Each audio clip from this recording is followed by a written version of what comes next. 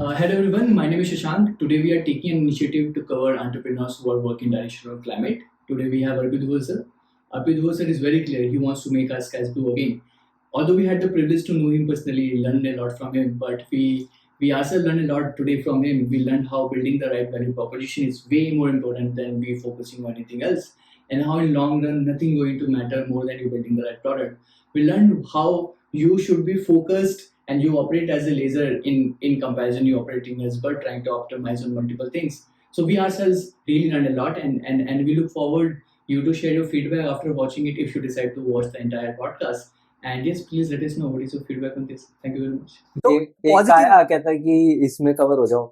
मैं कहा भाई मैं तो 30 प्लस हो गया अब। हाँ। कहता अच्छा 35 अंडर 35 में आ जाओ। तो उससे कुछ पॉजिटिव फर्क पड़ा लाइफ में? कुछ 5 चीजें हुई एक्स्ट्रा हाँ ट्रांजेक्शन 2 दिन खुश होता है बड़ा मन, क्या है मजा आ रहा है। उसके बाद बिजनेस वाइज कोई रेवेन्यू, कोई कस्टमर, कुछ इन्वेस्टर, वैसा कुछ नहीं होता। तूने भी इन्वेस्टमेंट राउंड रेज किया था, क्या फर्क पड़ा बिजनेस पे? तो हमने ना अभी यूज स्टोरी का एक आर्टिकल आया, they somehow got to know about it, wanted to cover, हमने ठीक है, बता दिया। ठीक यूज है। स्टोरी का आर्टिकल आया, एक इन्वेस्टर ने अप्रोच किया and they are bit serious, like थोड़ा लगता है कि हाँ हम करें नहीं करें इन्वेस्टमेंट होना हो, बट एक चीज समझ में आई कि जिस दिन आर्टिकल डाला था तो 2 डील हमारी क्लोज हुई। अच्छा व्हाट्सएप पे देखा लोगों ने, एक इन्फ्लुएंशियल चीज क्रिएट हुई उनके Very माइंड nice, में, yeah. हाँ कंपनी है, यू नो आरएनटी है, आईआईटी है, थोड़ा सा उधर से यूज स्टोरी भी है, तो कहता है अच्छा ठीक है इसके साथ कर लेते हैं। तो एक पैसिवली एक माइंड में डेटा एक्स्ट्रा पॉइंट होता है, आपको नहीं पता बट कस्टमर के माइंड में होता है। कंज्यूमर केस में है ये, देखिए यार ये तुम ना शूट करना स्टार्ट कर दो वैसे। हाँ ये कर देना, हो रहा है हाँ ना, ना? हाँ ठीक है। ठीक है, So- ये अच्छे पॉइंट जब हाँ जो हाँ बात जी। चल रही है। सो 438 क्या क्या कुछ फर्क पड़ा उससे? So you coming that. जब पर्सनली तो मुझे नहीं लगता कि कोई फर्क पड़ा, क्योंकि इतना पर हाँ ये एक फायदा होता है, फोर्थ सर्टेन लिंक्डइन पे लिखा है ना तो रिक्वेस्ट एक्सेप्ट हो जाती है, ऐसा नहीं होता कि कोई हाँ, रिक्वेस्ट इग्नोर कर दे। But on a serious note ऐसा नहीं है कि यार अवार्ड्स से कुछ मेक और ब्रेक होता है। I am of the opinion, again that's my personal opinion, ऐसा नहीं है कि हार्ड शॉट है, क्योंकि यार फॉर्चुनेटली मुझे ना काफ़ी अर्ली ऑन काफ़ी सारे अवार्ड्स मिल गए थे, जैसे फोर्थ सर्टेन अंडर 30 मिल गया, फिर UN young champion of Earth मिल गया चक रिनोवेशन के टाइम चक रिनोवेशन के टाइम पे। तो मैं तब क्या 25 साल का था, हार्डली 24-25 साल का। तो इन सब अवार्ड्स में वन ऑफ द यंगेस्ट होता था कि हाँ। यूजुअली लोग हाँ। 27-28 के हैं, मैं 24-25 हाँ फिक्की ने अवार्ड दे दिया, department of science and technology ने दे दिया, मोदी जी पावर में आए थे तो उन्होंने चैंपियंस ऑफ चेंज में बुला लिया। तो काफ़ी चीज़ें हुई है ना। UN young champion of Earth तो काफ़ी बड़ा अवार्ड है, मतलब it's given to just 7 people across globe, तो पूरे एशिया रिप्रेजेंट किया था उसमें। और नरेंद्र मोदी जी को भी सेम अवार्ड मिला था, यूएन चैंपियन ऑफ अर्थ। तो 7 चैंपियन ऑफ अर्थ होते हैं, 7 यंग चैंपियन ऑफ अर्थ होते हैं, यानी पीपल बिलो 30। तो उसमें फ्रांस के प्रेसिडेंट थे मैक्रून जी और प्राइम मिनिस्टर नरेंद्र मोदी, इनको जॉइंट अवार्ड मिला था फॉर इंडिया सोलर अलायंस, जो कि तेरे काम की चीज़ है काफ़ी। हाँ हाँ दिस वाज बैक इन 2018। तो 2018 हाँ, तो अब नाम तो सेम है ना अवार्ड का। हाँ ऑफ कोर्स ऑफ कोर्स। तो काफ़ी बड़े बड़े अवार्ड्स काफ़ी जल्दी मिल गए, पर पॉइंट क्या होता है ना यार, these are also very distracting things. आपको अवार्ड मिल जाएगा and then you start boasting those awards a lot, पर व्हाट आई फील इज कि यार अगर तुम प्रोडक्ट पे ज़्यादा फोकस्ड रहो हम्म तो अवार्ड हो ना हो ज़्यादा फर्क नहीं पड़ता। मतलब मैं तुझे एग्जांपल दूं, if you go for let's say buying an apple cell phone, you don't care if they have a best design award or not. It is the bloody best design, right? If you want to buy a laptop, you go for MacBook Air, let's say preferably for our case. We don't go कि उसको कोई award मिला कि नहीं मिला. It's the bloody best laptop that is available with the bloody best battery life. तो उसका value proposition इतना स्ट्रॉन्ग है। अब अगर मैं कहूँ कि यार तुझे गाड़ी लेनी है ना, तो तू गाड़ी में क्या देखता है? बजट देखता है, स्पेक्स देखता है, रेंज देखता है, एक्सेट्रा एक्सेट्रा। तो कभी ये देखता है Indian car of the year award मिला है इसको कि नहीं मिला? वो सबसे बड़ा अवार्ड है ना कार्डियो के स्पेस में, ICOTY बोलते हैं उसको। तो देखते हैं यार इसको ICOTY मिला है, ये लेता हूँ मैं। That is never the decision making factor. That should never be the decision making factor. That's a decision making factor. Then your value proposition is weak. then your value proposition big. That is my Correct. personal No true. take. Makes ऐसा sense. नहीं है कि ऐसा है, क्योंकि बहुत लोग यार अवार्ड्स के बेसिस पे भी चल रहे हैं, और गिवन द करंट सिनेरियो जिसमें कि इंस्टाग्राम और इन्फ्लुएंसर मार्केटिंग इतनी प्रोमिनेंट हो चुकी है कि you know it beats every other form of marketing in terms of returns. Correct. Maybe this would change, पर my personal belief still is कि यार अवार्ड्स अगर तुम्हारी सेल्स बूस्ट कर रहे हैं तो कहीं ना कहीं तुम्हारा वैल्यू प्रोपोजिशन sure. वीक है। It should be a no brainer. So I saw somewhere कोई वीडियो ही था या कुछ, तो they say if your क्या था, let me recall, they say that if your product is weak, then you have to do a lot of sales Of and course. marketing. Of course. right? And they say Tesla never had to do initial marketing or Tesla तो anything. एक बहुत बड़ी चीज हो गई. मैं हाँ. आपको बताता हूँ, एक यूनिट इकोनॉमिक्स है ना. हम्म, तो अभी हम लोग घर में और इधर उधर हम लोग ना थोड़ा एक्सप्लोर कर रहे थे कि B2C कैसे काम करता है. ठीक है, तो my wife was very interested in how हाँ. B2C works. हाँ. तो हमने थोड़ा ना यूनिट इकोनॉमिक्स बनानी शुरू की. व्हाट वी रियलाइज्ड इज कि अगर तेरा प्रोडक्ट X का है हम्म, और तू उसको 3X का बेचता है Amazon फ्लिपकार्ट पे, ठीक है. you would be at a 2% loss. Oh, even if the costing is 1x, you And sell you're it for selling at 3x. 3X, you would be at a 2% loss. Why so? Why is that? क्योंकि आपका जो सबसे important चीज उसमें है वो है performance marketing, right. Performance marketing में 3 का ROAS लाना is very difficult. Even if you got a ROAS of 3, ROAS is return on ad spend. तो अगर मैंने मेटा में एड चलाया 100 रुपए का, तो उससे मेरा 300 रुपए का प्रोडक्ट बिक गया, तो मैं इसको बोलूंगा ROAS आ गया 3, यानी 300/100. ठीक. 3 का ROAS आने वाला है. हर 300 रुपए का प्रोडक्ट जो मुझे बेचना है, उसके लिए 100 रुपए मुझे मेटा को देने हैं. 100 रुपए का प्रोडक्ट है, बचे 100, उसमें से GST लग गया 50 रुपए का, और तुम्हारा शिपिंग चार्जेस लग गया 50 रुपए का, और 4% का gateway charges. Net gateway charges क्या होते हैं? रेजर पे या जिससे भी तुम अच्छा, पेमेंट payment रिसीव कर, पेमेंट गेटवे. नेट तो 2% लॉस पे चला गया. सो अगर तेरा X का प्रोडक्ट है 3X पे बेच रहा है, you would be at a 2% loss. This is the reality of D2C. तो तुमने शार्क टैंक में बहुत वीडियोस देखी होंगी ना कि यार भाई ROAS 3 का है, ऐसा है. तो that's why you need to be creative कि यार मैं कस्टमर तक पहुंचाऊं कैसे, by reducing my marketing spend. Your marketing spend would eat up 30% of your money if you are doing very good. Otherwise, probably 50%. समझ रहा है. तो ये ना बड़ा ट्रिकी डोमेन है कि अगर तुम्हारा जो तू कह रहा है ना कि अगर वैल्यू प्रोपोजिशन वीक है, you would and up spending too much on marketing. मैं कह रहा हूँ तो टेस्ला वेस्ला तो बहुत बड़ा एग्जांपल ले लिया तूने. आसपास के एग्जांपल ले ले, जितने भी D2C ब्रांड्स हैं, दे वुड बोस्ट कि हमारा ROAS 3 का है, विच मीन्स उनका प्रोडक्ट X का है तो 3X पे उनको लॉस है, उनको 4X पे ही बेचना पड़ेगा. तो भी ना बड़े इनसाइट्स आते हैं ऐसे ना. इंस्टाग्राम पे लोग बड़े स्मार्ट हो गए हैं, वो ना ब्रेक डाउन करते हैं बिजनेसेस का. ये इसने प्रोडक्ट सदर से उठाया 100 रुपए का, ये बेच दिया 400 रुपए का. भाई 400 रुपए बचते उसको 30 रुपए ही है, नहीं बच रहे उसको, बचेंगे भी नहीं. तो तुम उसको कॉपी करने की कोशिश करो, तुम्हारे भी 30 रुपए बचेंगे, मे बी नॉट. तुम्हारा ROAS 3 से नीचे चला गया, तुम्हारा लॉस उसके बाद भी हो जाएगा, 400 रुपए बच के भी हो जाएगा. So it's a very tricky domain. समझ रहे हो. तो तुम्हारा वैल्यू प्रोपोजिशन क्या है, उस पर अगर तुमने डेवलप किया अच्छे से, और उसके बाद याद है अगर तेरा वैल्यू प्रोपोजिशन अच्छा है तो word will spread. There is no way कि word will not spread by itself. क्यों? क्योंकि quality always finds a way to reach people. This is like हम लोग जैसे फिजिक्स में पढ़ते थे ना, पोटेंशियल डिफरेंस. हाँ. है ना. तूने अगर लेट्स से ये पानी यहाँ पे लाके रख दिया, मैं गिराऊंगा तो नीचे तो फैलेगा ही ना. There is no way possible कि यहाँ से गिरे और पूरे में स्प्रेड ना हो, because it is at a higher potential. Physics है, बेसिक फिजिक्स है ना. यही अगर ये नीचे ही फैला है, can it spread further? No, because it does not have the required potential. Correct correct. समझ रहा है. ये तो फिजिक्स है. तो अगर तुम्हारा वैल्यू प्रोपोजिशन इतना ऊपर है, तो वो एक forces of market will make sure that your products Gets spreads. to enough people, correct. But when you are building on that value proposition, let's say any young person says that I want to start into D2C or B2C or any product that direction, and they're trying to figure out what is that value proposition, what is that unique product which I want to offer in the market, which is the journey itself. Do you feel that is a combination that do you do some level of performance marketing to gauge the market? बिल्कुल. So it's not binary. You understand market to a level, but then you be very laser focused on improving the value proposition. What is your product? And इसलिए मैं कह रहा हूँ कि I am not against awards, but I say कि अगर if awards are propelling you to the next orbit, right, you will come back to the same orbit. No, correct, makes sense. तो point ये है कि भाई awards बहुत अच्छी चीज है, बहुत बढ़िया चीज है ना.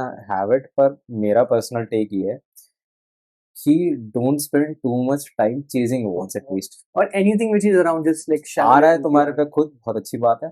Don't try to chase it, क्योंकि चेजिंग में क्या है ना, तुम्हारा टाइम तो गया ना. देख मैं ना बार बार ना टाइम पे घूम के आऊंगा, क्योंकि मेरे को ये लगता है कि फंडामेंटल करेंसी टाइम है. पैसा तुम खर्चते हो टाइम खरीदने के लिए, करेक्ट है ना. तो शार्क टैंक में भी यही है, मैं टाइम ही मांगता हूँ सबसे कि यार देख, टाइम फंडामेंटल यूनिट करेंसी है, सारी चीजें उसके अराउंड ही है.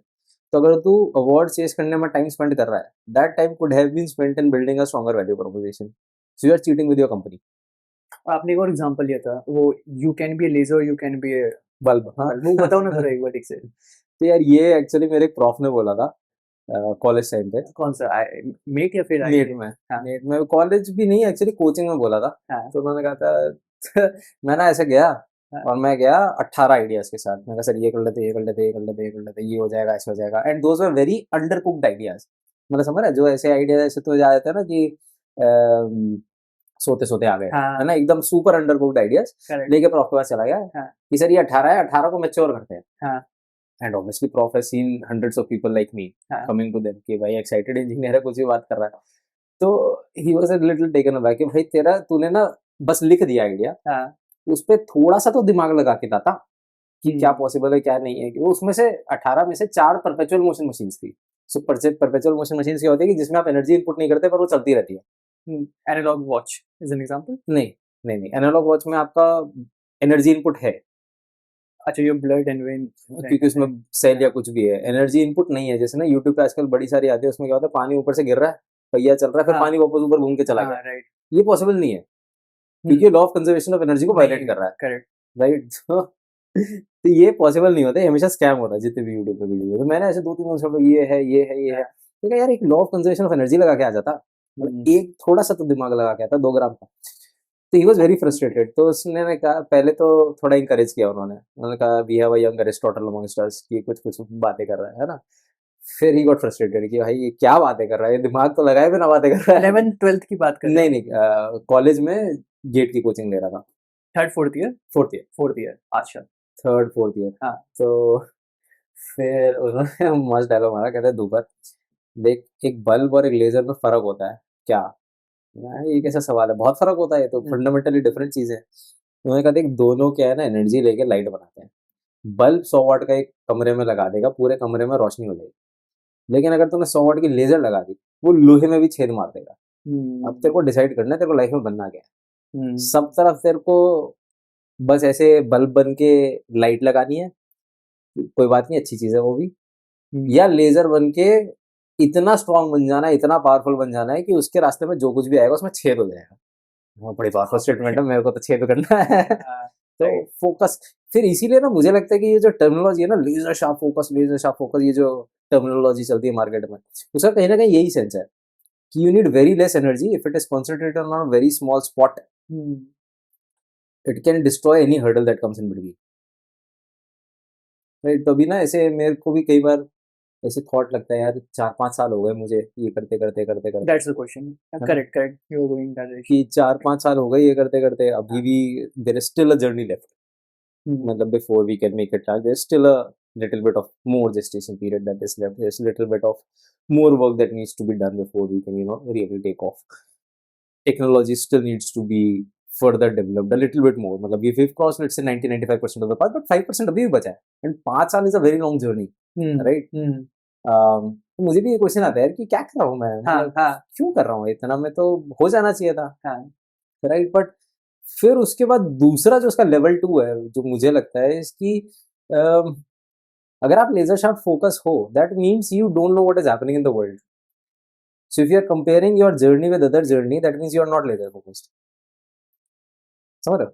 Can it have the other side of it as well? क्या? Which is you don't know what's going on in a way that you may be not knowing what are the potential way to execute things better. I'm just trying to नहीं, that is intelligence. If you are failing and you are not analyzing why you are failing, that is you being dumb. And absorbing and learning from the surroundings. That you always must. That is, if you are not doing that, that means you are doing dumb. मतलब cricket से analogy लेते हैं ना, मैं कह रहा हूँ कि एक खिलाड़ी उतरा ग्राउंड में, वो आउट हो गया, और वो अगले मैच में उतरा, फिर से आउट हो गया, अगले मैच में उतरा, फिर से आउट हो गया। हर मैच के बीच में उसने प्रैक्टिस में वो सेम बॉल प्रैक्टिस ही नहीं करी जिसपे आउट हुआ। So that player is dumb, उसका करियर जाएगा ही जाएगा। सो यू हैव इंक्रीमेंटल, आपको ये सोचना पड़ेगा यार, ये जो मेरा फेलियर आएंगे ही, है ना, वो तो उसमें let's not try to sugar coat things कि failures are stepping stone. No, failures are heart breaking and failures are in your face, right. ठीक है। तो let's not try to sugar coat कि हाँ ठीक है स्टेपिंग स्टोन, कोई stepping stone नहीं है, फट जाती है जब होता है, ठीक है, अच्छे से आंसू भी निकल जाते हैं, अच्छा अच्छा। तो ऐसा नहीं है कि मेरे तेरे आपके साथ हुआ है भी, कुछ सबके होते हैं यार ऐसे, कोई नहीं, जो नहीं बोल रहा वो छुपाना चाह रहा है, पर आई थिंक रोते समय कोई वो बड़ी चीज नहीं है उसमें। पर मैं कह रहा हूँ जब फेलियर आया इन your face, The next step is before next match you have to really analyze why you failed and you have to practice it कि यार same fail नहीं होगा, सेम फील नहीं होगा. नई चीज लानी पड़ेगी यूनिवर्स को मुझे फेल करने के लिए, मैं इस सेम गलती नहीं होगी, ये जिद पकड़नी है. तो मेरे को ये लगता है कि यार अगर तुमने एनालाइज नहीं किया तो वो तो डम्ब है. But that was not the point that I was trying to make. The point that I was trying to make was कि अगर मेरी 5 साल की जर्नी है but I am comparing it to some other XYZ in some other domain, कि let's say D2C वाला तो इतने में 100 करोड़ के रेवेन्यू पे पहुंच गया, मैं तो भी 1 करोड़ पे ही बैठा हूँ for example, then I am not laser focused, क्योंकि कंपैरिजन होना ही नहीं चाहिए था, क्योंकि वैलिड कंपैरिजन है ही नहीं. मैं उससे सीखूं कि उसने कैसे जल्दी करा और मैं कैसे वो लर्निंग अप्लाई कर सकता हूं, दैट इज इंटेलिजेंस. राइट. पर मी गेटिंग फ्रस्ट्रेटेड कि यार वो तो आगे निकल गया, that means I am not laser focused. So laser focus has to be कि भाई ये ऑब्स्टेकल है, इसको तो क्रॉस करना ही करना है ना. Right. You have then you can't say कि यार वो तो आगे निकल गया. ऑल यू कैन से वो आगे निकल गया, उसकी क्या लर्निंग्स है जो यहाँ पे कॉपी पेस्ट हो सकती है. But how do you maintain the, how to say this, not just the motivation but also the intensity for the 4 years? ओ भाई, Right. So why I'm trying to ask this question, for us this is second year, so we had our building the product tech, all of that, and let's be very honest, when your product is in the market and then you're in a state where you see numbers growing, आप समझ रहे हो, थोड़ा सा तो आपको high feel होता है कहीं ना कहीं. Let's be very honest. High क्या, उसी के लिए तो बिजनेस स्टार्ट किया है, उसी के लिए तो मतलब that is the bloody objective. हाँ जी. So let's say again don't sugar coat, हाँ राइट. सो वही that is necessary, important and the required outcome. Correct. So you crave that, right? So how don't crave that, absolutely important, must have, needed. Crave is a good to have. Craving क्या होती है तुझे? Craving होती है मेरे को ice cream खानी है, कॉफी पीनी है. करेक्ट. नीड क्या है? दाल रोटी सब्जी, भूखा नहीं मरना. सो लेट्स नॉट कॉल कि भाई रेवेन्यू आ रहा है तो वो क्रेविंग है एंटरप्रेन्योर की. एंटरप्रेन्योर की नीड है यार, क्योंकि entrepreneurship is a capitalistic model. Correct. We have to accept it and we have to play by those rules. मतलब मैं ये नहीं कह सकता ना कि यार फुटबॉल खेल रहा हूँ और हाथ में क्यों नहीं उठा रहा, बास्केटबॉल वाला तो हाथ में उठा लेता है बॉल को. We've chosen this playground, which is a capitalist playground. We have to play by the rules of capitalism. We have to get the bloody revenue. We have to get the profits. We have to grow. While growing, we will have an impact, right? If you are not able to have profits, you will not be able to grow. If you are not growing, then there is no impact. तो social entrepreneurship भी अगर impact ही नहीं कर रही तो क्या social entrepreneurship है? So the original question, 4 years, motivation, focus. How do you just like be laser focused on that thing when you're not growing? And then you bring the same energy by crying a lot. देखिए एक और चीज है जो मेरे पापा ने सिखाई थी. हाँ. It's okay to go to bed crying, but not okay to wake up crying. कि तुम्हारी फट जाएगी है ना बहुत बार चीजों में, जो तू कहना चाह रहा है कि यार रेवेन्यू नहीं आ रहा, ग्रो नहीं हो रहा, सेक्टर तुम्हारी फट जाएगी. हाँ. तुम्हारा रोना छूट जाएगा, फाइन. तुम्हारा रोना छूट गया, कॉल इट अ डे. घर चले जाओ, खाओ पियो, सो जाओ. अगले दिन रोते हुए नहीं उठना. बस वो बैगेज लेके नेक्स्ट डे नहीं आना क्या रेवेन्यू नहीं आया. तुम्हें नेक्स्ट डे इसी एनर्जी के साथ आना, यार अब नहीं आया तो कैसे नहीं आया. जैसे धोनी के पॉडकास्ट में वो बोलता है कि यार मैच में हार जाता था पर मैं यही सोचता था अगले दिन तो वापसी जीतूंगा, इसी टीम के साथ जीतूंगा, छोड़ना नहीं है. धोनी का माइंडसेट यही तो है. मतलब व्हाई दिस होल कंट्री और probably the entire cricketing world is mad for that guy, because he has a very calm attitude but a very aggressive mindset. Very aggressive mindset. मतलब लोग कहते हैं कि सबसे एग्रेसिव क्रिकेटर प्रॉब्ली कोहली है. मुझे लगता है सबसे aggressive cricketer first Kapil Dev, second MSD Indian history में. So you think first is Kapil Dev, second first is Kapil Dev any day. क्योंकि भाई एक कॉन्फ्रेंस में, एक मीडिया कॉन्फ्रेंस में जहाँ पे इंडिया ने आज तक पूरे वर्ल्ड कप में एक मैच जीता है खाली, वो भी किसी इंडियन टीम के साथ ही, मतलब इंडियन प्लेयर्स जो अफ्रीका से खेल रहे थे, और उसके ओपनिंग प्रेस कॉन्फ्रेंस में एज अ कैप्टन जाके बोलना we are here to win. That's a super aggressive mindset. बस की नहीं है. मतलब चल मैं इसको थोड़ा टोन डाउन करता हूँ ना, जो रिलेटेबल लगे. ठीक है, मैं कह रहा हूँ तू और मैं है, हम लोग यहाँ बैठे हैं, ठीक है, और हम लोग चले जाते हैं लेट्स से शार्क टैंक पे, और जजेस के बाजू में बैठे हैं, not as a presenter, not as a pitcher, जजेस के बाजू में बैठे हैं जिनकी की नेटवर्थ 10,000 करोड़ प्लस है सबकी. और हम बोलते हैं कि भाई we are here to make the maximum profit in the next 1 year to come. Do you have that courage to say और नेशनल टेलीविजन? I don't. क्योंकि मेरी औकात क्या है भाई, कहाँ से आ रहा हूँ मैं, समझ रहे हो? तो फटती तो है ना। तो वहां जाके इतना बड़ा क्लेम करने की नेशनल टेलीविजन पे अगर तुम्हारे बस की है तो तुम अग्रेसिव हो, नहीं तो तुम डिफेंसिव हो। मुझे लगता है कि कपिल देव से बड़ा एग्रेसिव माइंडसेट वाला बंदा इंडियन क्रिकेट में नहीं आया। Second closest is MSG, second closest by. मुझे लगता है कि मतलब इतना इतना ज्यादा गट्स होना, क्योंकि यार your reputation is on the line. Correct, हर किसी को अपनी रेपुटेशन ही सबसे ज्यादा प्यारी है ना। correct, correct. You're making that claim and not being able to deliver goes against. Most probably you would not be able to deliver. Most probably you will not be able to make it right.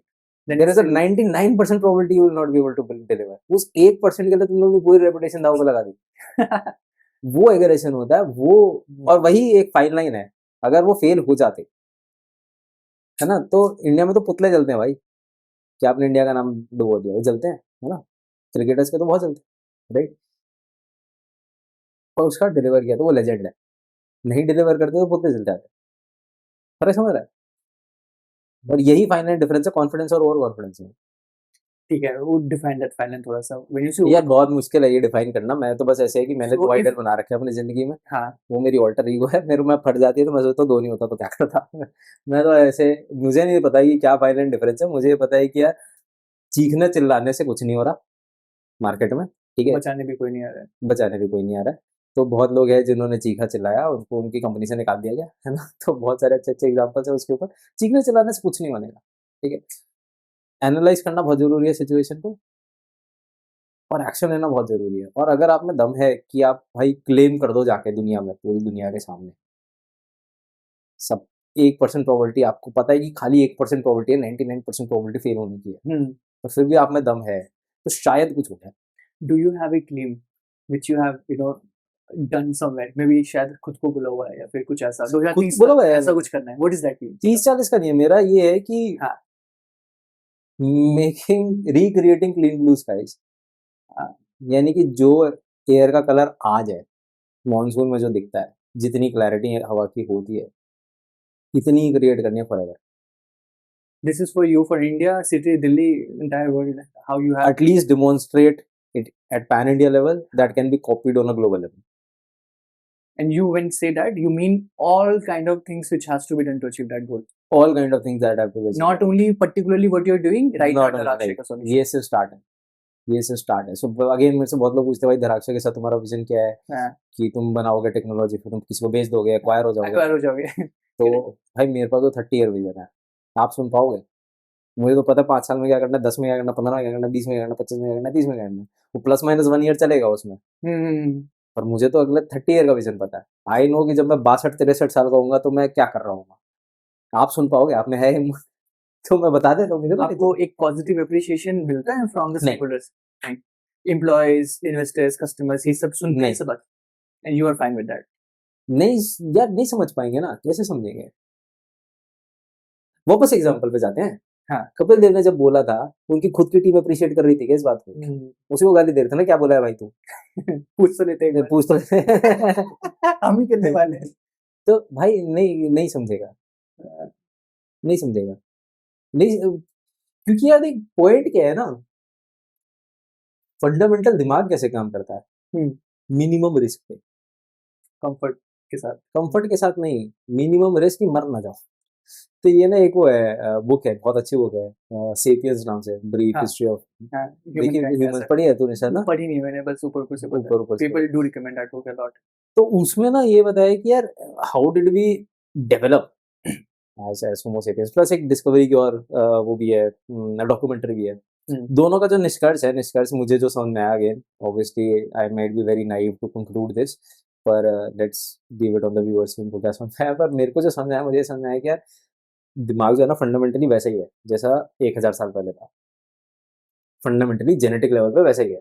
Information बहुत सारी आ गई है, पर जो दिमाग का fundamental है, जो जिसको हम बायोलॉजी में बोलते हैं इनहेरिटेड ट्रेट्स, यानी कि जो डीएनए से आ रहा है, वो फंडामेंटली आज भी वही है, which is that you need to stay in a society. If you are banished from the society you will die. 1000 साल पहले यही होता था कि अगर एक ग्रुप है ना, एक सोसाइटी है 100 बंदों की, अगर उस 100 से कोई अलग हो गया उसको जानवर खा लेंगे, that person would die in the wild. So you have a very important need to be part of the society. So anything which has a potential to banish you from the society, तेरा दिमाग नहीं करने देगा तुझे वो, क्योंकि it is bound to protect you from getting killed, है ना। यही तो रिफ्लेक्सेस है हमारे कि भाई मर मत जाना तुम, है ना, don't die out there in the wild. So mind wants you to be in a society और in a group, so you want positive validation कि यार मेरे पास एटलीस्ट 10 बंदे होने चाहिए जो मेरी बात से एग्री कर रहे हैं। ना सही है, ऐसे तो हो गया ही ना। Correct correct correct. तो कितना भी डिफरेंट चले जा, तू अपनी डिफरेंट ट्राइब डेवलप करेगा जिसमें 10 बंदे होने चाहिए जो तेरी बात से एग्री कर रहे हैं। मेन ट्राइब से टूट गया पर अपनी ट्राइब बनाएगा ना, यहाँ पे भी तेरे पास एक ट्राइब है ना जो तेरी बात से एग्री कर रहे हैं, हाँ राइट। एकदम ही डिसएग्री वाला तो नहीं चला जाएगा, डिसएग्री वाला चला जाएगा, वहां पे भी ट्राइब आ जाएगी, इतनी बड़ी पॉपुलेशन है, कोई ना कोई तो तेरे थॉट से रेजोनेट करेगा ही। Right right. But there is a very crucial need for us to have people around us who agree with us fundamentally, to at least our thoughts, visions, हाँ वैलिडेशन, क्योंकि otherwise the brain would go into panic mode कि भाई कोई नहीं आसपास agree करने वाला, हम मर जाएंगे। That is a DNA of the brain. समझ रहे हो, और इसको तुम फाइट नहीं कर सकते।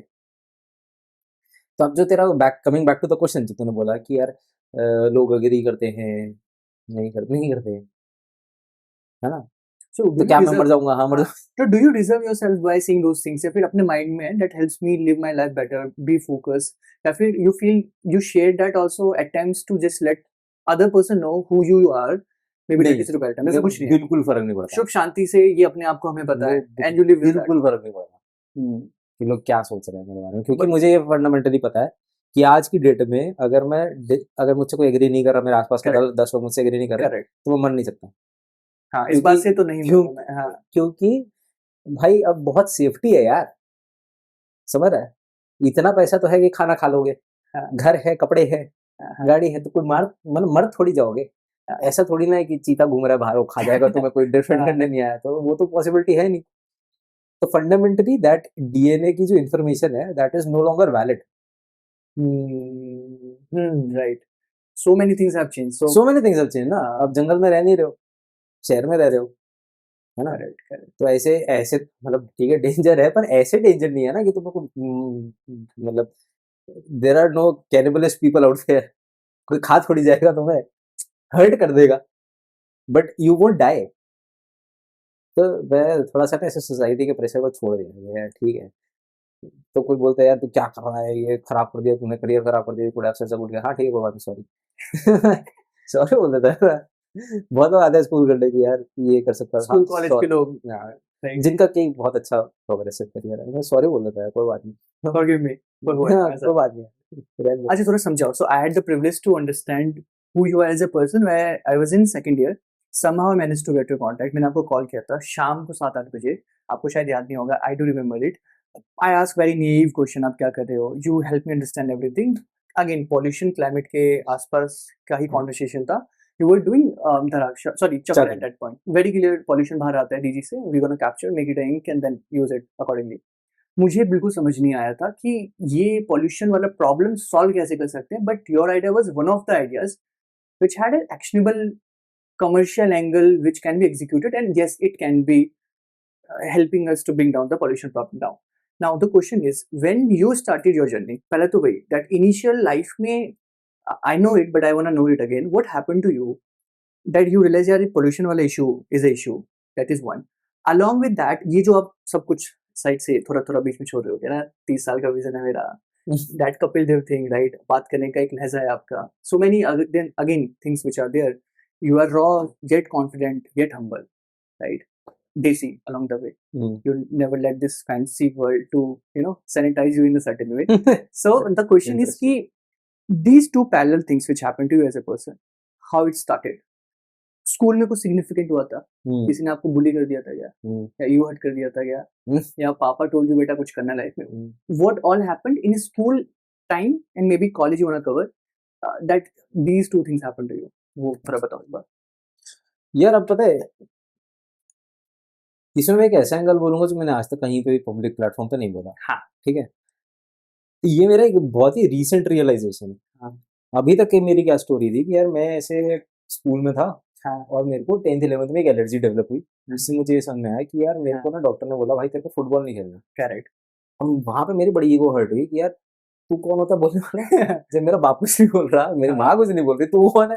हाँ, तो मेरी बड़ी ईगो हर्ट हुई कि यार, पर अच्छा नहीं खेलता था, ऐसा नहीं था कि मेरा करियर बन जाता फुटबॉल में, मैं बहुत गंदा खेलता था, हाँ। मैं बहुत गंदा खेलता हूँ, राइट। पर मजा तो आता है ना भाई, है ना? तो वो एक बहुत बड़ा मेरे को ईगो हर्ट था कि यार ऐसे कैसे, मतलब how can air pollution be so strong that it is stronger than my parents to limit my choices in life. वो जब पेरेंट्स इतने सपोर्टिव है, उन्होंने कह रखा है तू जिसको जो करना है तू कर, है ना, we are there with you whatever sort of career you want to choose. Correct. How can air pollution decide my career? Even तो मेरे को करियर बनाना नहीं है ना, let me be very clear again, क्योंकि मेरे बचपन के दोस्त देखेंगे वगैरह कि बेकार खेलता था साला ठीक है। Coming back to the point कि मेरे को एक तो वो हर्ट था, ठीक है, दूसरा मुझे सस्टेनेबिलिटी में कुछ करना था, तीसरा मेरा ट्रिगर था कि यार मेरे पापा ने ये बोला था कि यार we belong to 1% of the privilege class, ठीक है, टॉप 1 भी नहीं, 0.1% ऑफ द प्रिविलेज क्लास। क्यों? क्योंकि हमारे ऊपर कोई डेट नहीं है, ठीक है। वो हमारे पेरेंट की जनरेशन ने क्लियर ऑफ कर दिया कि भाई हमारे ऊपर कोई डेट नहीं है, कोई फाइनेंशियल बर्डन नहीं है, घर है, सब कुछ है, एजुकेशन भी करा दी बढ़िया, जितनी बढ़िया हो सकती थी, तो तुम्हें सब कुछ फ्री में मिल गया, you did not have to fight for this, so after college you could do anything, क्योंकि तुम्हें कोई ईएमआई पे बैक नहीं करनी, तुम्हारे ऊपर कोई डिपेंडेंसी नहीं है। इतनी प्रिविलेज वाले लोग ना पूरे वर्ल्ड में 1.1% होंगे, and I am covering the western European privilege class included. 140 crore तो हम ही है ना, 140 करोड़ में से 0.1% क्या हुआ? 14 लाख, करेक्ट। इतने ही होंगे, इससे कम ही होंगे। 14 लाख सच ए लो नंबर कंपेयर टू 140 CR। हाँ, बट 14 लाख बहुत बड़ा नंबर है। जो लोग कॉलेज के बाद ब्रेक ले सकते हैं कि मैं फिगर आउट करूंगा मुझे लाइफ में करना क्या है, कितने लोग ले सकते हैं बताओ? मुझे तो नहीं लगता, मैंने तो नहीं देखे आसपास, क्योंकि लोगों को ना इमीडिएटली जॉब ज्वाइन करनी पड़ती है, फैमिली प्रेशर होता है, पेरेंटल प्रेशर होता है, किसी को कुछ करना है, किसी को कुछ करना है, किसी को कुछ करना है, people don't have the right to take a leave कि मैं एक साल कुछ नहीं करूँ। बट ये आपने तो थोड़ा माइंडसेट वाली बात ज्यादा है, you are free instead of कि मतलब आप सच में फ्री हो गए नहीं, जैसे पापा ने आपके तो लिए वो प्रेशर, तो वही तो वो प्रिविलेज है ना, वो हटा दिया कि यार प्रेशर नहीं बेटा, you do whatever you want to कितने पापा ने हटा रखा है डू। हिंदुस्तान में? कितने ने हटा रखा बताओ? 14 लाख होंगे? कम होंगे, बहुत कम होंगे इससे, है ना? तो तुम उस प्रिविलेज क्लास में हो ना, मैं virtue of everything, plus your body is perfect, तुम्हारे को कोई डिसीज नहीं है, हाथ पैर चल रहे थे हाथ पैर चल रहा है, डिजीज नहीं है कुछ भी, ठीक है, फेयर इनफ इंटेलिजेंस है, फेयर इनफ एजुकेशन है, तो सब कुछ तो है ना? तो जो बेल कर्व होता है ना, जो हम लोग उसको स्टैटिस्टिक्स में पढ़ते हैं, बेल कर्व के प्रॉब्ली तुम +6 सिग्मा पे बैठे हो, तो इतने प्रिविलेज्ड हो, तो कुछ ढंग का कर लो ना, फिर क्यों तुम्हें वही करना जो सब कर रहे हैं? If you can excel at anything, why not to do the best? why not to do the most challenging or the toughest, not the best, the toughest, क्योंकि toughest में probability of failure higher है, तो कौन जा सकता है? जिसके पास failure होने से कोई डाउनसाइड ही नहीं है, जो कि कौन है? 0.1% लोग, उसमें कौन बैठा है? मैं तो भाई कौन जाएगा? हमें ही जाना पड़ेगा ना, समझ रहे? Nice way of looking at things, मतलब लोग नहीं सोचते ऐसा। हाँ, नहीं सोचते ऐसा। अब यही बात है कि भाई मैंने कैसे सोच लिया, तो अब पॉइंट क्या है ना कि भाई मेरे को ना, गॉड्स ग्रेस मुझे ना काफ़ी अच्छे अच्छे प्रोजेक्ट्स मिल गए थे कॉलेज में, जिसकी वजह से मैं ट्रैवल करता था, तो मैं ऐसे एक प्रोजेक्ट था जिसके लिए जिसमें मैं एग्रीकल्चर मशीन बनाया था, तो उसकी टेस्टिंग के लिए मुझे गाँव जाना पड़ता था, ठीक है, तब तक कौन मैं सा ईयर है कॉलेज का? Second, third? थर्ड, एंड ठीक ये है, थर्ड एंड फोर्थ, आईपीयू का आईपीयू का महाराजा अग्रसेन। करेक्ट। तो तब तक मैं महाराजा अग्रसेन को बहुत गाली देता था कि यार ना तो यहाँ पे पढ़ाई ढंग की है, हाँ, ना यहाँ पे अपॉर्चुनिटीज ढंग की है, मैकेनिकल की कोई जॉब्स नहीं है, कोर है ना, आईटी वाईटी में प्लेसमेंट हो जाएगा, पर कोर नहीं है, मेरे को तो कोर चाहिए, वो अवेलेबल नहीं है, कुछ कॉम्पिटिशन्स नहीं है, कुछ इंटर्नशिप्स नहीं है, कुछ भी नहीं है, मतलब क्या कर रहा हूँ मैं, हलवा बना रहा हूँ, तो बहुत टाइम वेस्ट हो रहा है। ये बड़ा किल करता था अंदर से कि यार ये क्या है, कुछ अपॉर्चुनिटीज भी नहीं है यहाँ पे। पर जब मैं गाँव में गया ना, तो मैं ऐसे बस में बैठा हुआ था और मैं बाहर देख रहा था, तो बहुत सारे लोग थे, तो मुझे ना एकदम से स्ट्राइक करा कि जिस कॉलेज को मैं गाली दे रहा हूँ ना, उस कॉलेज के लोग फॉर्म भी नहीं भर सकते, लेट अलोन एग्जाम देके क्लियर करके वहां तक पहुंचना और फीस भरना, कितना प्रिविलेज है फ्री में। अभी तो इस प्रिविलेज के लिए फाइट ही नहीं करा, फाइट करके जीतते तब तो बात होती ना, ये तो पापा ने जिता दिया right, these all things happened because our parents did it for us, we got it for free, right. तो मुझे लगा यार ठीक है, फिर मतलब अगर हम लोग इतना प्रिविलेज हैं तो let's do the toughest in life, जिसमें कि प्रोबेबिलिटी ऑफ सक्सेस इतनी कम है कि रिस्क टू रिवॉर्ड रेशियो इतना स्क्यूड है कि स्मार्ट लोग एंटर ही नहीं करेंगे, और जिन लोग के पास फाउंडेशन है वो एंटर कर नहीं सकते, पर these are very important things to be done. तो फिर यहाँ से स्टार्ट हुआ. This is one aspect of the angle जो आज तक मैंने सारे पब्लिक प्लेटफॉर्म्स पे बोला है. पर there is yet another realisation which happened very recently, which is so recent कि अभी किसी भी प्लेटफॉर्म पे नहीं बोला, which is what I realised कि यार कि यूनिवर्स में ना बहुत ज्यादा रैंडमनेस है, बहुत ज्यादा रैंडमनेस है, ठीक है. But if you trace back a very long journey, है ना, यू रियलाइज कि भाई there is no other probability I could have been anywhere else. Let me refresh, है ना. जब तू एक साल की जर्नी रिकैप करके देखता है, तुझे लगता है यार मैं 10 जगह पे हो सकता था. अगर एक साल पहले ये डिसीजन ले लेता तो यहाँ होता, ये डिसीजन लेता यहाँ होता, यहाँ होता, यहाँ होता. जब तू 10 साल की जर्नी रिकैप करता ना, तो समझ में आता भाई मैं यही होता, चाहे कहीं भी जाता मैं यही आता. अब ये मेरे साथ कैसे हुआ वो मैं बताता हूँ. कि ये मेरे साथ ऐसे हुआ कि मैंने ट्रेस बैक करना शुरू करा कि अब जैसे ना मेरे को ग्रेजुएट में बहुत टाइम हो गया है, ग्रेजुएट में 2014, तो मेरे को पूरे 10 साल हो चुके हैं. तो मेरे को ना बड़ा हार्ड हिटिंग था यार, 10 साल हो गए मैं कहीं नहीं हिला. I am still very naive in the career growth trajectory. तो मैं ऐसे बैठा था, है ना, मैं सोच रहा था कि यार व्हाट इफ मैंने कॉलेज का प्लेसमेंट ले ली होती.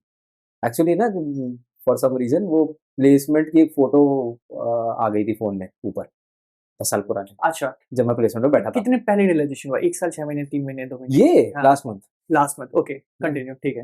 हाँ. तो ऐसे कोई प्लेसमेंट की फोटो थी जो हाँ. किसी ग्रुप पे होके वापस से आ गई है ना. आ गई. Very different face, very different personality, and I felt कि यार ये तो अलग बंदा है. विच यू फील कि यार 10 साल पुरानी फोटो तू भी देखे ना तो लगे ये तो अलग है ना. यू फील कि भाई बहुत डिफरेंस, बहुत टाइम हो गया. देन आई थॉट कि यार व्हाट इफ उस दिन प्लेसमेंट हो जाती. जब प्लेसमेंट नहीं हुई, जब प्लेसमेंट नहीं हुई, हाँ मतलब मैंने जब थोड़ा हक दिया था उसमें राउंड में, तो मैं कहा यार व्हाट इफ प्लेसमेंट हो जाती. हाँ, तो आई थॉट कि अच्छा प्लेसमेंट क्यों नहीं हुई. प्लेसमेंट इसलिए नहीं हुई क्योंकि मेरा कॉलेज का एक्सपोजर बहुत डिफरेंट था as compare to what they wanted. They wanted a person जिसके एकेडमिक्स बहुत अच्छे हो, ठीक है, जिसको कॉन्सेप्ट्स आते हैं. पर मेरा एक्सपोजर ऐसा था कि मैंने बहुत सारे प्रोजेक्ट्स कर रखे थे, तो मुझे प्रैक्टिकल बहुत ज़्यादा आता था कि बेरिंग क्या होता है, शाफ्ट क्या होता है, कैसे टूटता है, कैसे बनता है, engine gear box etcetera etcetera, which they did not ask, which I did not go in. Which meant कि पिछले 4 साल यानी कि कॉलेज के 1 to 4 ईयर्स में जो मेरी ट्रैजेक्टरी थी, विच वॉज कि मैं हार्डकोर हैंड्स ऑन इंजीनियर बना rather than an academic engineer, that validated कि मेरे को प्लेसमेंट मिल ही नहीं सकती थी. ठीक है. तो मैं और पीछे गया. मैं कहा अच्छा मैंने ये ट्रैजेक्टरी ली, what if college first year में मैंने ये प्रैक्टिकल वाली ट्रैजेक्टरी ना लेके सब्जेक्ट वाली ट्रैजेक्टरी ले ली होती, एकेडमिक वाली ट्रैजेक्टरी ले ली होती. फिर मैं कहा वो भी पॉसिबल नहीं था क्योंकि 11वीं 12वीं में मेरे को फिजिक्स इतनी पसंद आ गई थी कि मुझे प्रैक्टिकल एप्लीकेशंस करने थे, इसीलिए तो मैंने मैकेनिकल ली थी. विच मेंट कि मेरा 11वीं 12वीं से यही था कि मेरे को प्रैक्टिकल करना है. करेक्ट. तो मैं एकेडमिक में तो जा ही नहीं सकता था. मैं कहा अच्छा चलो 11वीं में अगर मेरा मन कर जाता है कि यार मैं एकेडमिक रहूँगा, I will do everything as per this, as per the standard protocol जैसे सब लोग कर रहे हैं, मैं सॉफ्टवेयर एज अ स्ट्रीम लेता और फिर वहाँ से जॉब लेता. तो मैं कहा वो भी पॉसिबल नहीं था क्योंकि 10वीं में मुझे क्लियर था कि मुझे साइंस लेनी है, कॉमर्स नहीं लेनी. क्यों था? क्योंकि मुझे बड़ा इंटरेस्ट आता था साइंस में. तो मैं कहा अच्छा और पीछे चलते हैं. करते करते मैं 3rd क्लास तक आ गया जब मेरी माँ ने मुझे साइंस पढ़ानी शुरू करी थी. तो I realise universe wanted you to be here. Out of so much chaos and randomness, you did not have a choice. To decide the family where you're born. Sorry? To decide the family you're born. And नहीं मतलब मैं कह रहा हूँ कि यार तुम्हारे जो करियर चॉइसेस है ना वो बहुत जल्दी स्टार्ट हो जाते हैं. ये तुम्हारे पास ना कभी रहेगा नहीं यार कि काश मैं 3 साल पहले ये कर लेता, क्योंकि 3 साल पहले जो तुमने डिसीजन लिया उसका बैकग्राउंड उससे पहले के 3 साल से बन रहा है तुम्हारे दिमाग में, प्राइमिंग हो रही है तुम्हारे दिमाग में, depending on who you are with, what situations you are in, what do you like, what do you don't like. तो आज जो तू डिसीजन ले रहा है ना उसकी प्राइमिंग 3 साल से चल रही है तेरे दिमाग में, which has figured out how you are as a person or how you are as a decision maker. So I realized कि जो मैं आज इतनी बड़ी बड़ी बातें करता हूँ कि यार रिस्क ले लो, रिस्क ले लो, ये ले लो, वो ले लो, that is something that has been inculcated for past 15-20 years. And I cannot negate that. Because college में भी you did something which is not really traditional. उसमें भी रिस्क इन्वॉल्व था. उसमें भी रिस्क इन्वॉल्व था, पर वो भी इसी बात से आ रहा था ना कि पिछले 10 साल से मैं घर में देख के आ रहा हूँ, सुन के आ रहा हूँ, पापा को क्या बोलते हैं सुन रहा हूँ, राइट. तो अल्टीमेटली तो तुम्हारी 10 साल की प्राइमिंग हो चुकी है, समझ रहा है. तो coming back to the point जो तेरा क्वेश्चन था कि भाई reason that you got shaped up this way, reason you got shaped up this way, और अगर तुम्हारे को वैलिडेशन नहीं मिलता तो तुम्हें कैसा लगता है. Whatever challenges you are facing, you are already equipped with the tools to face those challenges. Then only you are there where you are. Then only you are there where you are.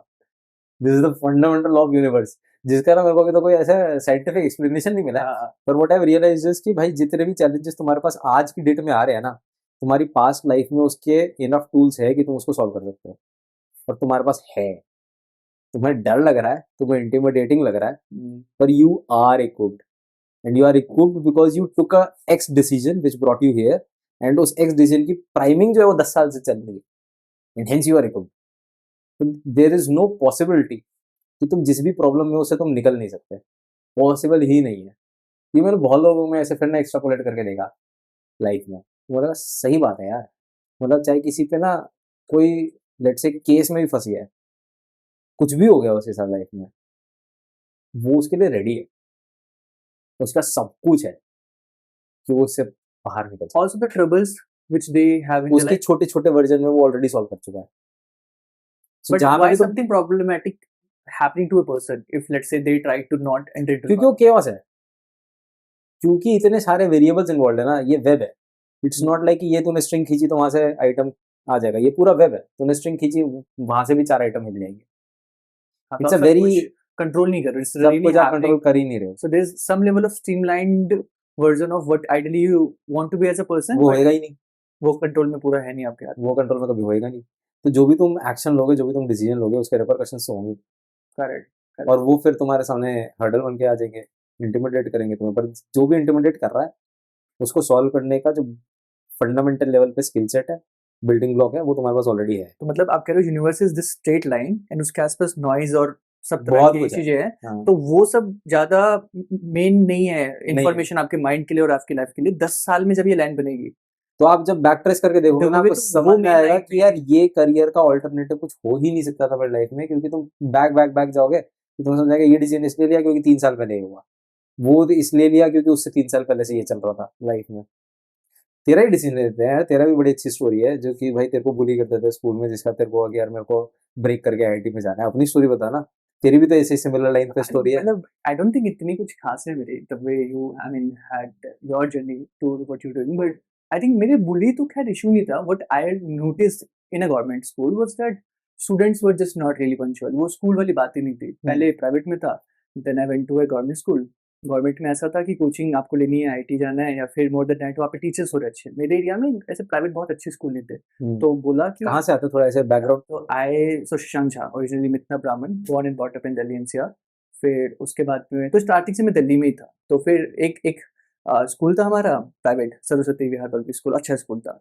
8वीं के बाद में people recommended कि government school में teachers अच्छे होते हैं, come from a humble background, तो पैसे भी उतने अनशन नहीं थे कि you know go to a very good school. तो हम गए पब्लिक स्कूल में। वो सरकारी स्कूल में एक और चीज़ होती है, वो आपको पिकनिक पे ले जाएंगे, यू नो कुछ कुछ होता है। मुझे क्रिकेट बहुत पसंद था फॉर सम रीजन। उसमें स्कूल में आधी छुट्टी के बाद लड़के क्रिकेट खेलने जाते थे। मुझे लाइफ में वही समझ में आता था उस समय, वो इस सब्जेक्ट का इंक्लिनेशन उस समय तक बिल्ड नहीं हुआ था। फिजिक्स केमिस्ट्री मैथ नहीं होता था उस टाइम पे, तो हमें वो लगा तो वो करते हैं। मैं जिस घर से आता हूँ 8वीं क्लास तक मुझे गली से बाहर नहीं निकलने देते थे। बच्चे गली में कंचे खेलते हैं, गिल्ली डंडा खेलते हैं, मम्मी को बहुत नफरत थी उन सब बातों से। सो मिथिलांचल में तू के लिए भी वर्ड नहीं है, आपके लिए वर्ड है। So my culture is very polite, sophisticated in a way, you respect people, be polite, aggressive नहीं हो गया आप। और गली एंड एरिया वाइज थोड़ा ठीक नहीं था। एंड तो प्राइवेट स्कूल ठीक था। फिर गवर्नमेंट स्कूल में गए, वहाँ दुनिया ही अलग थी।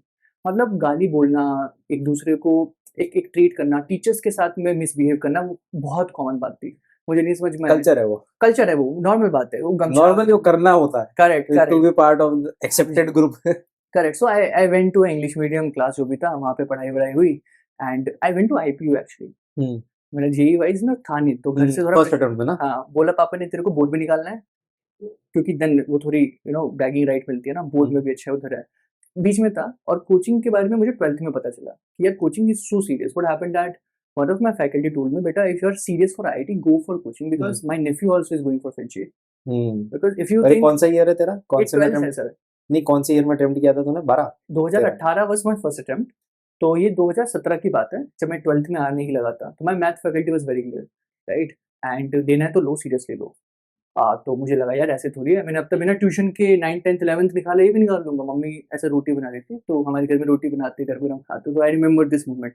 बचपन का ज़्यादा याद नहीं, but I do remember. I told this to mamma.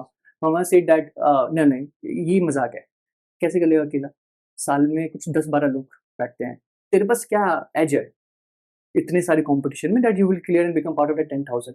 So apply for coaching, उसमें डिस्काउंट वगैरह मिला, 100% स्कॉलरशिप, फिर भी उसमें कुछ कुछ पैसे लगे, बट वो जो 6 महीने का टाइम लेंथ था उसमें वो नहीं हो पाया.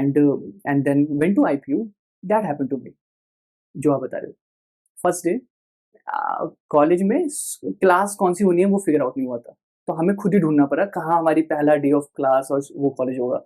और फिर न्यूज़पेपर से हमने साफ वाफ करके बैठे. मैं थोड़ा शॉक में था, भाई ये क्या मजाक है. कौन सा कॉलेज था IIT का? AICTR. Oh, should I to not take the name? But क्यों?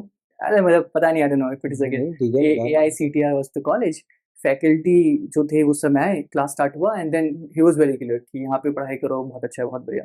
एक फैकल्टी आई, I should not take the name, वो पढ़ा रहे हैं, बच्चे बहुत ना डिप्रेस थे. They were not able to live with the life की पहले तो IT जाना था, कहीं ना कहीं इस कॉलेज में आ गए, and I could feel it. मैं भी शांति था.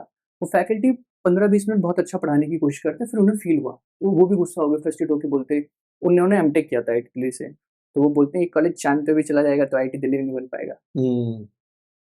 That was the first day of the first college. उस टाइम मेरी आंखें उठी, मैंने देखा ही टीचर है कौन, and then I felt okay I need to win this moment, this is happening to me right now and then all the people. दूसरी फैकल्टी आती है, वो मैडम कहती है कि कितने बच्चों का पहला अटेम्प्ट है. सब लोग हाथ उठा रहे थे, मैं भी थोड़ा सा उठाने लगा, क्या बोलेगी पता नहीं. मैडम कहती बेटा तुम लोग तो पक्का सेकंड अटेम्प्ट करना. उससे लेके 3 महीने तक मैंने कुछ नहीं किया, बस ऑब्जर्व किया, वहां देखा कुछ नहीं हो रहा है. So I felt like I really don't belong to this place, I rather than just drop out and do what I want to do. So I didn't prepare for it. So उसमें जियो का phone आया था, वो internet था mummy papa से चुरा के. I used to go early, DTC bus में ट्रैवल करते थे, वो सब पढ़ा हो रहा, फोन में NTA चला था, मॉक टेस्ट वगैरह थे. सेकंड टाइम पे then there is a person called Nova, Eclipse Nova, हमारे कॉलेज से थोड़े सिंगर विंगर है. उनकी RDV की वीडियो थी रॉन्डेवो, उसमें वो कॉलेज ही नहीं था. IIT दिल्ली उस समय आपको एक कॉलेज नहीं लगा, it will be a place where you can do anything. And I felt यार यहाँ चले जाते. फिर ना सोसाइटी का प्रेशर कि तुम्हें क्या करना है, एक होता है ना कि अब क्या लाइफ में कॉलेज हो गया, सरकारी नौकरी, UPSC, मुझे वो चीज ना छूट जाएगी लाइफ से. मतलब रियली फ्री, एक रियली फ्री होता है ना, मामा पापा को उनका एक मिल जाएगा सोसाइटी में बोलने के लिए, फिर कोई रिलेटिव मुझे नहीं पूछेगा, मैं फिर सोचूंगा अपना क्या, पहले इसको निकालते हैं. तो फिर दूसरे टाइम में घुस गया पूरा. somehow managed to solve it. क्या बात है. Had a year of around 3,900 something. First 3,900 3,900 3,937 ऐसा. अब काउंसलिंग हुई तो मैंने सीट क्लोज कर दी IIT दिल्ली. क्या बात है. पहले राउंड में जोमेटो के सर, हमारे Deepinder sir, Sachin Bansal, William sir, बहुत सारे नाम. तो मैं गया क्लोज करने के लिए सीट पहले राउंड में. तो फैकल्टी मान ही नहीं रहे थे कि ये डिसीजन सही है. Is like are you sure, आपने काउंसलिंग कर लिया है, बाकी कॉलेजेस में चेक कर लिया है, आपके पापा से पर वेरीफाई कर लिया, because he was not able to process कि वो एयर पे क्यों textile IIT Delhi first round में क्लोज कर रहा है इस 18 साल के लड़के में, क्योंकि देखने में भी बहुत एक होता है ना वेल ऑर्गेनाइज नहीं लग रहा है, क्यों इतना क्लियर है. But we close that. सबने बोला बेटा टेक्सटाइल था तेरा. टेक्सटाइल, सबने बोला बेटा कंप्यूटर साइंस, इलेक्ट्रॉनिक्स, कुछ कॉलेज ऑप्टिमाइज. मैं मान ही नहीं पा रहा हूँ क्यों नहीं IIT दिल्ली. घर के पास में बात हटा दो, बट सर क्यों था तेरा IIT दिल्ली क्यों था? Sir so many examples coming of IIT Delhi, why so many unicorns are तो तेरे को एंटरप्रेन्योरशिप क्यों करनी थी तब से? I wanted to really solve the resource part of my family. I feel that was one thing. I want to make my mama papa very proud. I feel. I then want to be at a place where I can have the platform to potentially do anything I want to do in my life. I felt that place is that. Honestly, I was not really sure if entrepreneurship is really that, because होता ना पैसा बहुत कमाना है, पैसा बहुत कमाना है. आई थिंक वो थोड़ा इस पॉइंट से बिल्ड हो गया था कि रिसोर्स वाइज यू फ्री, समझ गया, few things happening in your life. ये तो पैरेलली बहुत हुआ था. एक शॉप में कहीं कुछ खरीदने गए थे, वो बोला कि आप ये खरीद नहीं पाओगे, आज तक प्राइस. What the hell. अबे तो मेरे को नहीं, हाँ I have that moment in I know the shop, I know the owner, I know the entire thing. So that happened. But college है, आज कॉलेज में अलग इंटरेस्टिंग स्टोरी हुई. पहला वीक है, मोहित एरन हमारे कैलम है, again built many good companies. दो हैं total valuation wise 15 billion, two companies. मोहित एरन सर है. पहला वीक में बोलते हैं I was too comfortable at my job in California, so I left it. And मुझे वो भी समझ नहीं आया ये क्या हो रहा है. आप समझ रहे हो, आपको IT से निकल के USA जाना है, कैलिफोर्निया में जॉब करनी है, बट इट हैपेंड. तो फिर मुझे वहां से फिर समझ में आ गया कुछ तो करना है और ये तो नहीं बनना. It was that and then along the way it happened. But I'll stop. So sorry, मेरे को बहुत टाइम लग गया. But again, coming to the main question, Chakra innovation how happened? In a way that नहीं, पर मैं भी ये कंक्लूड करूंगा पहले कि तेरा भी जो ऐसे डिसीजन मेकिंग है ना, अब तो अगर बैक ट्रेस करेगा, there is nothing else you could have been doing. तेरा बहुत क्लियर है कि तुझे एंटरप्रेन्योरशिप करना था फर्स्ट ईयर में. वो क्लियर हो गया. So this is not something that started in fourth year. Correct, no of course not, उससे भी पीछे बैक ट्रेस करेगा। हाँ करेक्ट, तो Correct. हमेशा तो यही समझ में आएगा कि यार मेरे को यही होना था, this is where I had to be. जहां तक तेरी मेमोरी जाती है, जहाँ तक थर्ड फोर्थ के पीछे का तो याद नहीं होगा, पर जहां तक तेरी मेमोरी जाएगी ना, तो यही समझ में आएगा कि यार जैसे मम्मी बाहर नहीं जाने देती थी, है ना, जो भी गली के बाहर नहीं जा पाता था, तो क्रिकेट बहुत पसंद था। So getting to that government college was very exciting, so it had to happen, you wanted that to happen, you could not have stayed in that same private college. वहां जाके तेरा ये समझ में आना कि यार मुझे कोचिंग चाहिए, that had to happen. College में जाके समझ में आना कि यार मुझे आईआईटी में जाना ही जाना है, that had to happen. There is no possibility कि तू कहीं और होता। आईआईटी में आके समझ में आना कि यार और भी बहुत बड़ा सोच सकते हैं, कि पैसा तो बन ही जाएगा, मतलब that is a given now, क्योंकि वो टैग आ गया है, मीनिंग पर्पस, वो तो अब मैं और बड़ा सोच सकता हूँ, that had to happen. So where you are or what you are thinking is a byproduct of past 10-15 years of priming, so you had to be So here. you're saying many of us are just blessed in certain way and no one can do anything about it? 100%. नहीं, no one can do anything of it, नहीं, you can do whatever you want, हाँ, but the point is कि wherever you are, whatever you are facing, you are already equipped to solve that, क्योंकि वो 10-15 साल से priming हो चुकी है, और आगे 10-15 साल भी जो तुम्हें जाना है उसकी भी प्राइमिंग चल रही है, चल रही है, and you can now at this point change that if you would change like कर लो, कुछ भी चेंज कर लो, पर मैं कह रहा हूँ जहाँ जब जिस भी जंक्शन पे पहुंचोगे, वहां तक ही, वहां पे जो भी सॉल्व करने के लिए लगेगा वो तुम सीख चुके होगे। ये पता नहीं कौन सा लॉ है, पर ये बहुत अच्छा लॉ है। Make sense. या शशांक एक बात बता, जैसे तेरा ये स्कूल से कॉलेज का ट्रांजिशन तो बहुत होता है ना, ठीक है, अब जो तू कॉलेज में आया, तेरे हाँ। पास 4 साल थे, तो जैसे हाँ। मैं कि खुला मैदान है, जिस हाँ। तरफ भाग लो, हाँ, और तूने 1 साल आईपी का भी अटेंड किया है, कुछ महीने करेक्ट, हाँ, कुछ ठीक। महीने आईपी के भी अटेंड करे, है ना। हाँ। तो मुझे ना तेरे से जानना था कि कितना स्टार्क डिफरेंस होता है, कितना डिफरेंस होता है? कितना डिफरेंस होता है इन terms of independence, in terms of opportunities. क्योंकि मुझे क्या लगता है ना कि यार मुझे अपने बारे में ये लगता है कि अगर मुझे बहुत अच्छे से पता होता कि आईआईटी से लाइफ कितनी ट्रांसफॉर्म हो सकती है, तो शायद मैं थोड़ा और अटेम्प्ट मारता अपने 12th में, क्योंकि मैंने ओके ओके अटेम्प्ट मारा, क्योंकि मुझे लगता है बाद में तो ठीक है, कवर अप कर लेंगे, सारे कॉलेज तो वैसे ही होते हैं, पढ़ाई तो वही। क्योंकि ना जब हम लोग तैयारी कर रहे थे, तो एक ना ये सेफ गार्डिंग वाली भी लाइनें बोलते हैं सीनियर्स, कि तुम ज्यादा प्रेशर ना लो, स्ट्रेस में मत आ जाओ, है ना, उल्टे पुल्टे कदम ना ले लो। तो वो तुम्हें पैसिफाई करने के लिए क्या बोलेंगे कि यार एक एग्जाम तुम्हारा फ्यूचर डिसाइड नहीं करता, है ना, या व्हाट इफ आईआईटी नहीं हुआ, कोई बात नहीं, सारे कॉलेजेस है, स्टूडेंट पे डिपेंड करता है, टीचर पे डिपेंड नहीं करता, XYZ ऐसे करके ना तुम्हें पैसिफाई कर देगा, ठीक है। और वर्सेस एक बंदा होता है जो एकदम डाइल्ड इन होता है, यार मैं तो आईआईटी ही ठोकूंगा, मुझे नहीं होना पैसिफाई, मुझे नहीं जाना ओके कॉलेज में, मुझे नहीं जाना ऐसे ऐसे सिचुएशन में। इन दोनों के माइंडसेट से ना आउटपुट में डिफरेंस आ जाता है। Correct, that's why a lot of people from Kota are able to clear, क्योंकि वो डाइल्ड इन होते हैं, है ना, उसमें इतना एनवायरनमेंट होता है। ऑब्वियसली उसके इल इफेक्ट्स रहे हैं कि वहाँ पे लोगों ने ऐसे कदम उठा लिए जिसकी वजह से प्रॉब्लम हुई, जिसकी वजह से अब इस ओवरली एम्बिशियस कल्चर को थोड़ा सा डाइल आउट किया जाता है। Correct, right. पर मुझे पर्सनली लगता है कि अगर थोड़ा सा और स्ट्रेस होता, थोड़ा सा प्रेशर होता, या थोड़ी सी और क्लैरिटी होती कि जिंदगी कितनी डिफरेंट है इधर के कॉलेज में और इधर के कॉलेज में, तो शायद मैं डबल अटेम्प्ट मारता, प्रॉब्ली क्लियर हो जाता, may be not, I don't know, ठीक है। पर ऐसे बहुत सारे बच्चे भी 11th-12th में होंगे, है ना, जिनको कि थोड़े से रिलैक्स्ड होंगे कि यार ठीक है, क्या ही फर्क पड़ता है, पर फर्क बहुत बड़ा पड़ता है। करेक्ट, वो फर्क समझा एक बार कि कितना फर्क पड़ता है, और मैं फिर बताऊंगा कि कॉलेज के बाद क्या फर्क पड़ता है, क्योंकि तूने कॉलेज के बाद की लाइफ नहीं देखी, कॉलेज के ड्यूरेशन की देखी दोनों में बहुत अच्छे से, कितना फर्क है कि आईआईटी में घुसे तो क्या क्या कैसी लाइफ है, और नहीं घुसे तो कैसी लाइफ है। सो इसका एक छोटा वर्जन था मेरी लाइफ में, जब मेरा एक और कुछ क्लियर नहीं हुआ था, उसका नाम था प्रतिभा विकास विद्यालय। अच्छा, राइट, गवर्नमेंट स्कूल बहुत सारे होते हैं, GBSS government boys senior secondary school, फिर एक प्रतिभा की चेन है, फिर एक केवी की चेन है, ये कुछ अच्छे स्कूल होते हैं।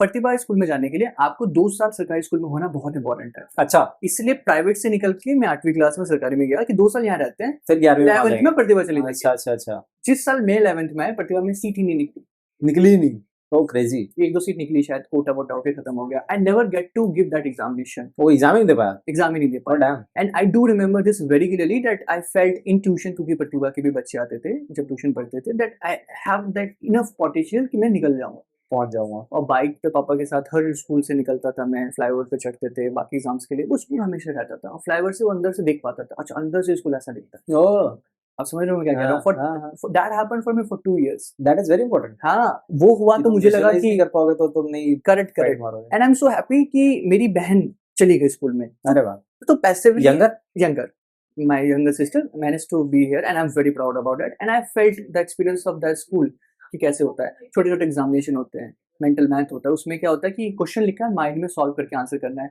उसके स्कूल में उसको प्रॉपर ट्रेनिंग कर रहे हैं, प्रैक्टिस करवा रहे यहाँ हैं। नहीं कर रहे। हमारे यहाँ एक दिन पहले बिठाते हैं, ट्रक में लोड किया, चलो जाओ करो।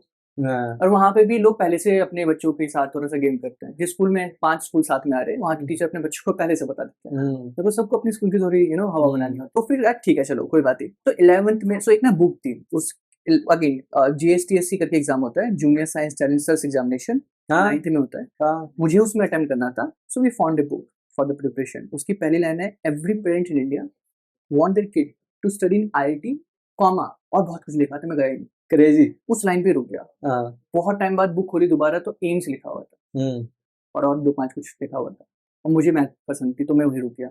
मैंने वो जो फोन था मेरे पास उस समय, वो सर्च मार डाला, क्या है ये, बहुत बड़ी बात थी। मेरे दिमाग में एक वाइट थॉट आया, अगर मैं इस एरिया से यहाँ पहुंच गया, IIT गया तो मम्मी पापा को कैसा लगेगा, हाँ, कैसा लगेगा, कैसे इनको। हाँ, थोड़ी सी वो बैकिंग वाली चीज थी मेरे पापा के साथ, और मेरा जब पहली बार नहीं हुआ तो it really was a thing for him. मुझे कभी उन्होंने कुछ फील नहीं होने दिया, but it taught again and lot of things for him also. एक होता है ना, ब्रैग मत करो नेसेसरी वो सब, बट उस समय पापा मम्मी had already done too much to me, मतलब प्राइवेट स्कूल में भेजा है, सारा पैसा जो भी है हमारे ऊपर लगा दिया। हाँ, correct। मुझे कभी गरीब फील नहीं हुआ, नहीं हुआ। आप समझ रहे हो, एजुकेशन, कपड़े, पानी, खाना जो भी होता है, and we used to be a celebrated family in the entire society, that ये लोग अच्छे हैं, प्यारे लोग हैं, people used to respect my papa mamma, and then we used to be seen in a different light. तो मुझे था यार इनके लिए मुझे कुछ करना है, तो वो थॉट दिमाग में था।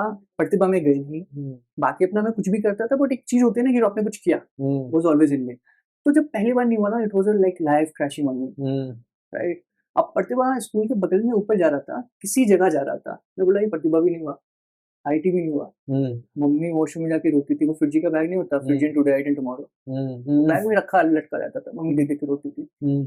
और एक पॉलिटेक्निक एग्जाम था, 10th में दिया, तो उसमें मेरी कुछ 100 रैंक आ गई थी, 10 समथिंग, 119 पूरे दिल्ली क्लस्टर में। तो मम्मा के दिमाग में था तेरी 500 के अंदर तो बेटा रैंक आ ही जाएगी, राइट। मेरा पहला अटेम्प्ट में 50,000 आया। मेरे साथ में एक लड़का था, वो बहुत अच्छा अगेन था, वी वर मोस्टली इक्वल, उसकी 8,000 आ गई, ही वेंट टू DTU, मतलब IIT से DTU again is not a very big off, he went to there, मैं अगेन यू नो मी, तो फिर IP में गए। मम्मी के लिए ये भी एक बात थी, right. So all of that happened, then ये 3 चीजें कि प्रतिभा में नहीं गए, IIT में भी नहीं गए, मम्मी भी साइड पापा भी साइड, मैं इससे जी नहीं पाता साथ में, I could not just live. So I think my why which you keep saying everyone should have their why was so strong that I had to just live. मैं जी नहीं पाता, मैं लाइफ ही नहीं जी पाता, ऑनेस्टली सेइंग। प्रेशर से ज्यादा, मतलब अब how do you live yourself, ego, आप समझ रहे हो बात को, ईगो से ज्यादा I think that is love, sir. I think that is love for your parent, to make sure that you do your part, to make them feel those emotions। Plus ego होगा कैसे नहीं, ego करके तो रहूंगा। Ego तो sir I don't think, उसमें ना sir life ऐसी थी ना, न्यूट्रल थी, कोई इमोशन नहीं होता था। आप सुबह उठ रहे हो, आपको नींद नहीं आ रही दोबारा, वो मैं समझ गया, तेरा हाँ। वाई स्ट्रांग था, हाँ। That's why you were able to clear, and that's what I want to put it out there कि भाई वाई स्ट्रांग रखो, समझो क्या है, कि जीवन में 19-20 का फर्क नहीं है, बहुत फर्क है, 0 और 10 लाख का फर्क है।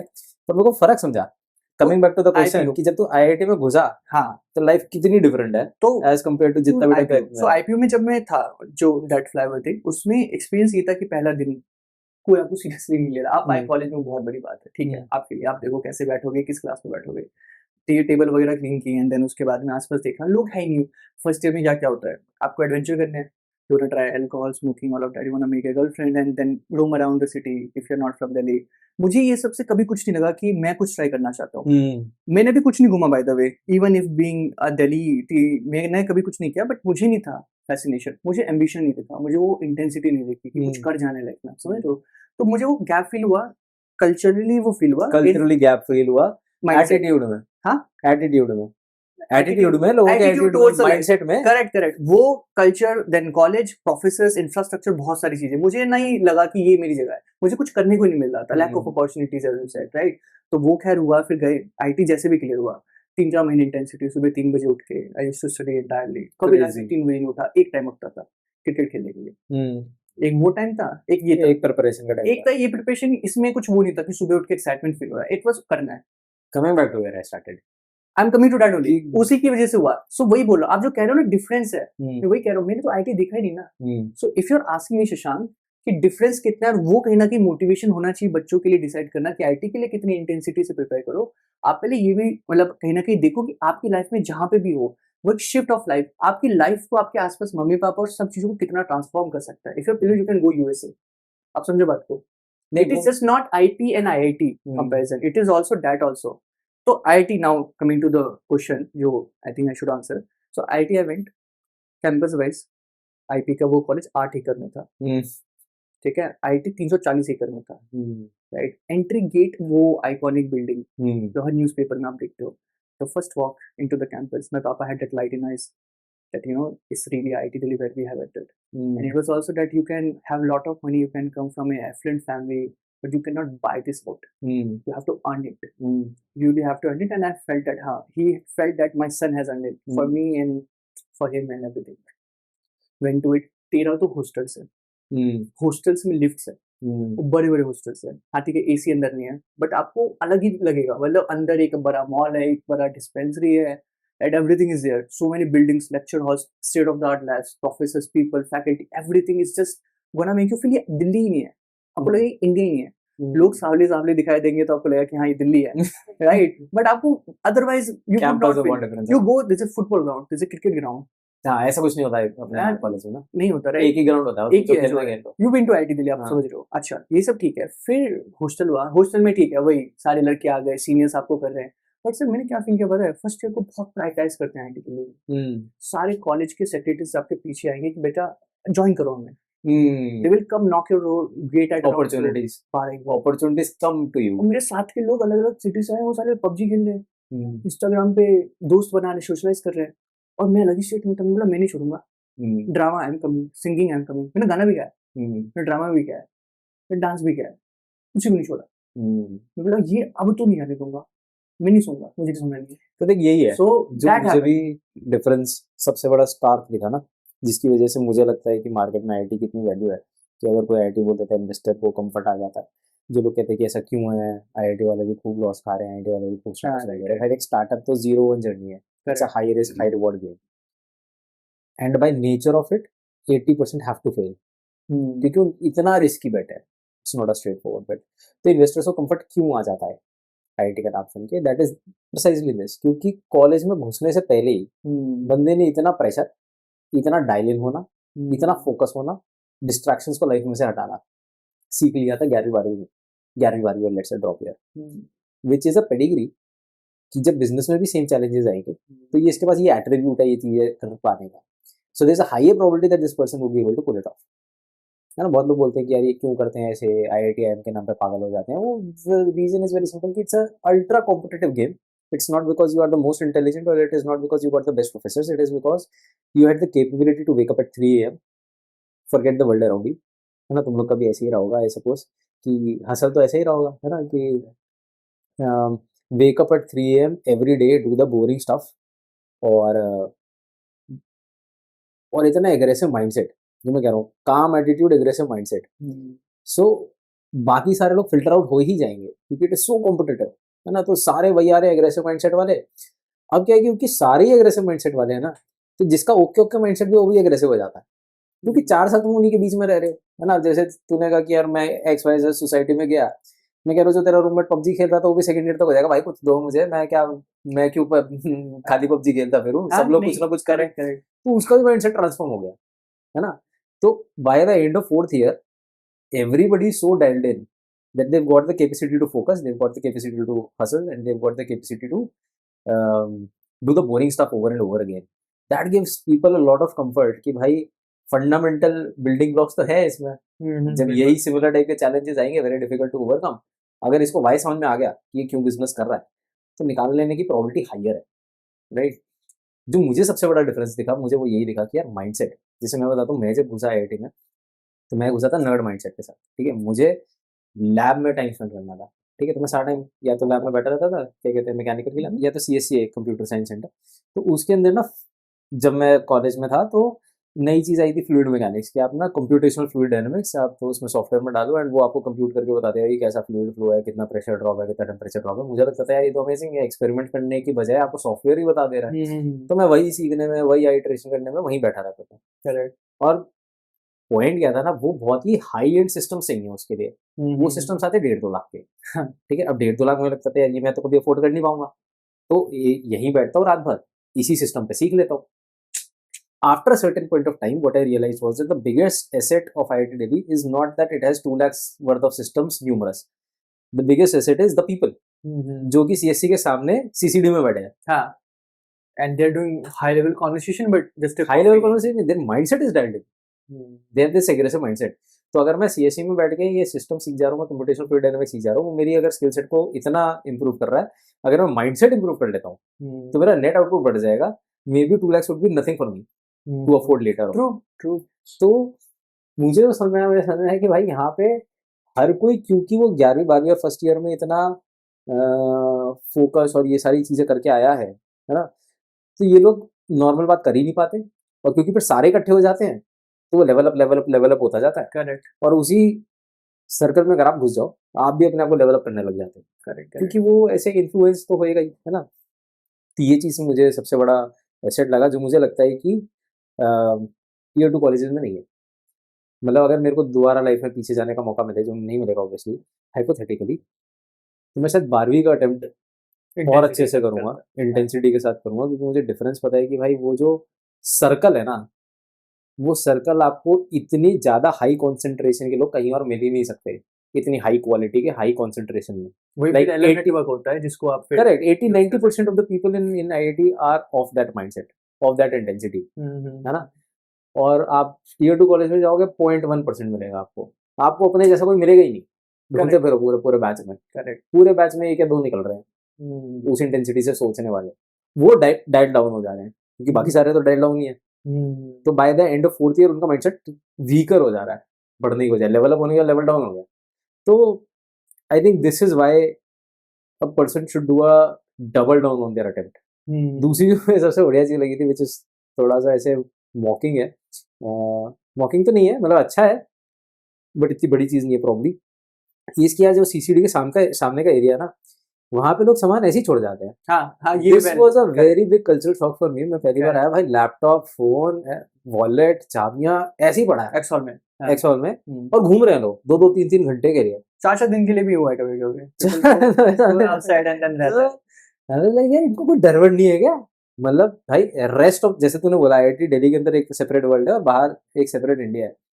तो बाहर जब जाते हैं तो भाई तुमने जेब से उठा के यहाँ रखा, तुमने नजर इधर करी, चीज उड़ जाती है, स्पेशली फोन और electronics which are high value items. और यहाँ पे सबके पास ना महंगे ही लैपटॉप्स हैं, मतलब मिनिमम Alienware 2-2 लाख के 2.5 लाख के लैपटॉप्स हैं, और वो ऐसे ही पड़े हुए हैं, किसी को नहीं पड़ी।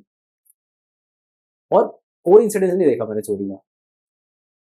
हमारे केस में तो खैर हुआ है, हॉस्टल में हुआ है, हॉस्टल में हो सकता है, एक्सहॉल में नहीं देखा मैंने आज। एक्सहॉल वगैरह में भी हो जाता है ना। करेक्ट। तो मुझे ये लगा कि यार यहाँ पे भी ना ये वो है इन्फ्लुएंस वाली चीज, कि एक ना कल्चर एस्टैब्लिश हो गया है। अब जो बंदा उस बैकग्राउंड से नहीं आ रहा, लेट्स से डिप्राइव्ड बैकग्राउंड से आ रहा है, जहाँ पे चोरी करना बहुत ही नॉर्मल है, वो भी यहाँ आके ना नहीं उठाएगा। वही सेम चीज होती है, इंडियन सिंगापुर जाके ना सड़क पे कुछ नहीं फेंकते, क्योंकि वो इतना ओपुलेंस वाला एनवायरमेंट है। यहाँ पे भी ऐसा एनवायरमेंट है, सबको पता है यार ये ना छोटी चीज है, इससे तो बहुत ज्यादा लाइफ में कमा ही लेंगे। इंटर्नशिप्स में से ज्यादा कमा लेते हैं 1-1 महीने की, राइट, सेकेंड ईयर में ही। So they've seen money and they don't want to, क्योंकि फिर stealing is a very small thing, right, बहुत ही छोटी चीज हो जाती है। तो जो बंदा छोटे गांव से भी आ रहा है ना, वो भी नहीं सोचता आके यहाँ पे।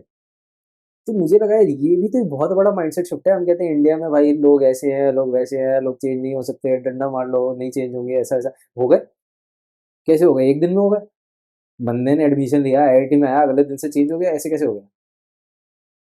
मतलब यही बच्चे जब लेट से टीयर 2 टीयर 3 लोकेशंस में थे, तो इन्होंने अपने आसपास बहुत चोरियां देखी होंगी ना, इतने इतने फोन भी ऐसे चेन बांध के रखते होंगे ना, पर यहाँ आके दे डोंट केयर। तो चेंज हो गया ना, तो चेंज तो हो सकता है। It's all about giving that environment. वो एनवायरमेंट नहीं है टीयर 2 कॉलेज में। टीयर 2 कॉलेज में मैं फोन छोड़ दूँ चोरी हो जाएगा। मेरा हुआ था, बैग से चोर फोन निकाल लिया था, क्योंकि एग्जाम में फोन ले जाना अलाउड नहीं था, बैग में रखा, किसी ने देख लिया, फोन चोरी हो गया। बैग में से एग्जाम हॉल के बाहर, यहाँ एक हॉल में टेबल पे पड़ा हुआ वो नहीं उठता, कितना भी महंगा हो। तो ये जो डिफरेंसेस है ना, आई थिंक इसकी बहुत वैल्यू है। तो मैं ये कहूँगा कि अगर कोई भी ऐसे है 11th-12th में है तो यार अटेम्प्ट तो तमीज से मारो, मतलब अगर कर रहे हो तो, अदरवाइज कर रहे हो में ठीक है। खुद को मत रखो, मम्मी पापा को भी मत रखो। I feel that is also a point to be considered because they are having a lot of hopes. मैं कह रहा हूँ ऑल तो- पॉइंट्स कंसिडर्ड, हाँ, है ना। 10 years लेटर इस चेयर पे मत बैठना बोलते हैं कि यार अरे, काश मैं 12वीं में अब चला ये जाता और ज्यादा मैं है, ये ये अटेम्प्ट। ऐसे नहीं करना चाहिए। आई पर थिंक मैं ये कह रहा हूँ कि हाँ never have regret in life. हाँ, डू योर आज की बेस्ट, डेट में अगर मुझे डू ये योर लगता है बेस्ट। कि यार मेरा कोई रिग्रेट नहीं है ना, पर मुझे लगता है कि यार एक अटेम्प्ट अगर और मिलता मैं प्रोबब्ली और मेहनत करता। ये स्टेटमेंट नहीं निकलना चाहिए किसी में मुझे। 100% दे दो, हो गया, नहीं हुआ तो रास्ते तो आगे बन ही जाते हैं, मतलब मास्टर्स में चले जाओ, किसी और तरीके से चले जाओ, जुगाड़ से चले जाओ, करियर तो तुम बना ही लोगे। 10 years down the line you would realise कि universe had a path for you and you are exactly where you were meant to be, जो मैं अभी कह रहा था। पर अगर 11वीं में हो भाई, अटेम्प्ट तमीज से देना, ताकि लाइफ में कभी भी ये रिग्रेट ना हो यार मैं बॉर्डर पे था। जैसे मैं ये बोलता हूँ, मेरे ना 171 नंबर आए थे हम्म अटेम्प्ट में, सेकंड अटेम्प्ट में दिया थी, हम्म 172 की कट ऑफ थी। और ये अच्छा फॉर जे एडवांस, जे हाँ, से। तो मेरा एक ही पेपर होता था हमारे टाइम पे। अच्छा अच्छा ये जेई अलग होता था, एआई ट्रिपल ई अलग होता था। अच्छा, तो एआई ट्रिपल ई में बाकी सब जेई। हाँ हाँ हाँ, ठीक है, करेक्ट। तो दोनों एग्जाम मिला के 171 थे, 172 की कट ऑफ थी। फिजिक्स में बढ़िया थे, 106, 171 में से 106 फिजिक्स में थे, बाकी दोनों मिला के थे। हाँ, तो अच्छे से अटेम्प्ट मारता और डबल डाउन करता, कुछ तो रैंक आ जाती। तेरे जैसी तो नहीं आ पाती, पर कुछ तो आ मेरी कोई जाती। रैंक नहीं है, बट करेक्ट, मेक सेंस। तो वो रिग्रेट नहीं होना चाहिए। ये मेरा एक वो है कि लाइफ में जो भी कर रहे हो ना, इतना 100% के साथ करो, क्योंकि अच्छा ये एक और बहुत बड़ी लर्निंग है। आई थिंक ये लास्ट करते हैं, फिर क्लोज करते हैं, है ना। तो ये एक इंसिडेंस है आईपी यूनिवर्सिटी का, है ना। मैं गया था एग्जाम देने, ठीक है। और हमारे यहाँ पे ऐसे नहीं होता कि तुम जैसे तुम्हारे में होता है ना कि तुम सब्जेक्ट ड्रॉप कर दो अगर तुम्हें समझ में नहीं आ रहा, बट नेट क्रेडिट्स पूरे कर लो। हमारे यहाँ पे ऐसे सिस्टम नहीं है। तुम्हें सारे जो भी तुम्हारा करिकुलम है वो प्री डिसाइडेड है, वो ही सब्जेक्ट्स पढ़ने हैं और वो ही सब्जेक्ट्स के एग्जाम देने हैं, और उसमें 50% पासिंग है, ठीक है। उसके नीचे तुम फेल हो तो दोबारा देना, वो भी अगले साल, नेक्स्ट ईयर जूनियर्स के साथ। तो ये बात है थर्ड ईयर की, ठीक है। थर्ड ईयर में मैंने इतना ज़्यादा प्रोजेक्ट्स करे कि मैंने क्लासेस एकदम ही नहीं करी, मैं डिटेन हो गया, तो इंटरनल में मैं बैठा नहीं, तो मैंने इंटरनल में रखेगा 0, एक्सटर्नल में मैं क्लियर नहीं कर पाया, मेरी आगे बैक, ठीक है। तो जिस दिन मैं एग्जाम दे के आ रहा था घर, तो पापा का फोन आया। तो पापा की ना एक खासियत है, उन्होंने आज तक मुझसे किसी भी एग्जाम का ये नहीं पूछा एग्जाम कैसा हुआ। उनका हमेशा ये होता है कि क्या खाने चलेगा, कहाँ जाएगा, अदर थिंग्स, क्योंकि उनका पर्सपेक्टिव होता है एग्जाम तो हो गया ना अब। Story of the past. Exactly. तो वो बात कर रहे हैं मुझसे। अच्छा, हमारा सेंटर होता था कहीं दूसरी जगह पे, दूसरे कॉलेज में एग्जाम होता था, फिर घर आ रहा था। तो पापा कहता है कि हाँ भाई हो गया फ्री में वहाँ। कहते कि कुछ खाया, तो मैं था दुखी क्योंकि मुझे पता था बैक तो लग गई, ये तो मेरा पेपर गया बहुत खराब। तो मैं ना सड़ के जवाब दे रहा था पापा को, बहुत ज़्यादा सड़ के ना, जिससे देते हैं कि अरे क्या है यार आप क्यों परेशान कर रहे हो, ये वो। तो उनका कुछ खाया, कहीं जाके कुछ खा ले, डायरेक्ट घर मत जाइयो, बिकॉज ही सेंस्ड कि मेरा एग्जाम खराब हुआ है ना। Actually he new before the start of exam कि आज मैं फेल होऊंगा, उनको सुबह पता था। तो मेरे डैड का आईक्यू बहुत आई है, क्योंकि प्रिपरेशन आपकी, क्योंकि प्रिपरेशन बकवास थी और उनको वो दिख गया था कि इसकी प्रिपरेशन नहीं है, नहीं पास होएगा आज। पापा के बिजनेस से आपकी, पापा सेल्स में थे, ओ ही वाज इन टायर्स में, सेल्स। अच्छा, टायर सेक्टर में। बट ये तो वेरी हाई है कि वो बहुत कम इन्फॉर्मेशन में पूरी पिक्चर समझ जाते हैं। सेल्स वाले यही कर रहे होते हैं। तो ठीक है, सबका अलग अलग है। तो उनके लिए सरप्राइजिंग नहीं था कि मैं फेल होने वाला, ठीक है। मेरे लिए था कि यार हो फेल कैसे हो गया, अपन तो पढ़े लिखे लोग हैं। तो फिर मैं उनको सड़ के जवाब दे रहा हूँ ऐसे ऐसे ऐसे। फिर मैं कुछ खाया, कहीं जाके खा ले, मैकडोनल्ड्स में कुछ खा ले, फिर घर जाइए, डायरेक्टली घर मत जाए, ऐसे ऐसे करके। फिर मैं ना एकदम इरिटेट हो गया, मतलब यार पापा कैसी बातें कर रहे हो यार, मैं आज फेल हो गया, मेरी बैग है पक्का, है ना। मैं एकदम ऐसे गंदे तरीके से बोल दिया। तो कहते पता है मुझे एक ही है ना। मैं कहा मतलब, कहते जितने एग्जाम होंगे एक ही आएगी ना अभी आज की वाली, कि और भी कोई है। अरे ऐसे क्यों बोल रहा आप? कहते देख मैं तो 2 एक्सपेक्ट कर रहा हूँ। मैं कहा, अरे ये क्या बात हुई, ऐसे कौन बोलता है। तो खैर बाद में 2 ही आई थी। अच्छा, ओके। तो मैं ऐसे क्यों बोल रही है, वो कहते बेटा मेरी बात सुनिए बहुत ध्यान से। जो एग्जाम हो गया, हम्म, अब स्वयं ब्रह्मा जी भी धरती पे आ जाए ना, तो हो जाएगा। तो तू वो करेक्ट नहीं कर सकता। अब एक ही तरीका है, भूल जा इसको, घर जा, सो जा, आज मत पढ़ियो, कल से पढ़ियो अगले एग्जाम के लिए, नहीं तो वो भी जाएगा। हम्म, और फिर मैं ऐसे जागा, मेरे हाँ, अंदर की आंखें हाँ, खुली हाँ, कि फक, हाँ, दैट्स व्हेन आई रियलाइज कि रिग्रेट भाई बहुत खतरनाक चीज है। जो भी तुम्हारे पास में हो गया ना, ब्रह्मा जी भी धरती पे आ जाए ना, तो वो तो करेक्टर नहीं हो सकता, वो जा चुका है। What can be rectified is tomorrow. और एग्जैक्टली वही हुआ। घर गया, सोया हुआ सब, उस दिन नहीं पढ़ाई करी, अगले दिन पढ़ाई करी, उसके अगला एग्जाम था। भाई वो एग्जाम आया out of syllabus, marks back I उस सब्जेक्ट में, मैं बच गया क्योंकि मैंने तमीज से पढ़ लिया था उन 2 दिन में जो छुट्टी थी, और बच गया। बहुत टफ एग्जाम था वो वाला, लास्ट वाला जो था, और 2 बैक्स आई, तीसरी भी आ जाती अगर मैं उसी रिग्रेट में रहता तो। रिग्रेट नहीं होना बहुत इंपॉर्टेंट है भाई लाइफ में। You need to know that you give your 100%। और एग्जैक्टली 2 बैक आई जो पापा ने बोली थी। तो जब पापा के साथ कॉन्वर्सेशन हुई, सब कुछ हुआ, मैंने कहा ठीक है यार, आई नो कि तूने मतलब तूने चीटिंग नहीं करी लाइफ में, और तू प्रोजेक्ट्स कर रहा था which I could see, so I no problem, अगली बार क्लियर कर लेना, it's not a big deal. Correct. तो वही मैं कह रहा हूँ कि parents have always been very supportive. पर एक जो बहुत इंपॉर्टेंट लर्निंग है ना, वो ये है कि भाई रिग्रेट वही हाँ। कोई फायदा नहीं है। जितना मर्जी रिग्रेट हो, जो गया गया, खत्म, finish, no way you can change that. Done. So I think we come to conclusion. We have very short questions. आप मुझे एक एक करके आंसर बता सकते हैं. So 3 books you want to recommend? Any 3 books to anyone who starts their journey या फिर along the way figure out कर रहे हैं तो. यार ऐसे तो मैं भूल जाता हूँ, पर मेरी जो one of the important books is autobiography of E Sreedharan ji, जो मेट्रो मैन ऑफ इंडिया। ठीक है. तो वो बड़ी इंपॉर्टेंट थी जब ये बैक आई थी, तो I wanted to give up on engineering. Correct. Then I read this book and I realised how powerful engineers can be, what is the importance of vision, how can you be good project planner, and how can you pull off amazing things in while being an engineer। तो metro man of India की जो book है ये काफ़ी path defining रही है मेरे लिए, तो ये तो मैं डेफिनेटली रिकमेंड करूँगा। सेकंड जो मैं रिकमेंड करूँगा वो है एक चाणक्य नीति करके है बुक, काफ़ी इंटरेस्टिंग बुक है। वो उसका जो पहला पेज है that is very hard hitting. वो ये बोलता है कि failures are not a stepping stone to success, winning is a style of living. जिसको विनिंग आती है वो हर चीज़ में सीखता है, हर चीज़ में जीतता है।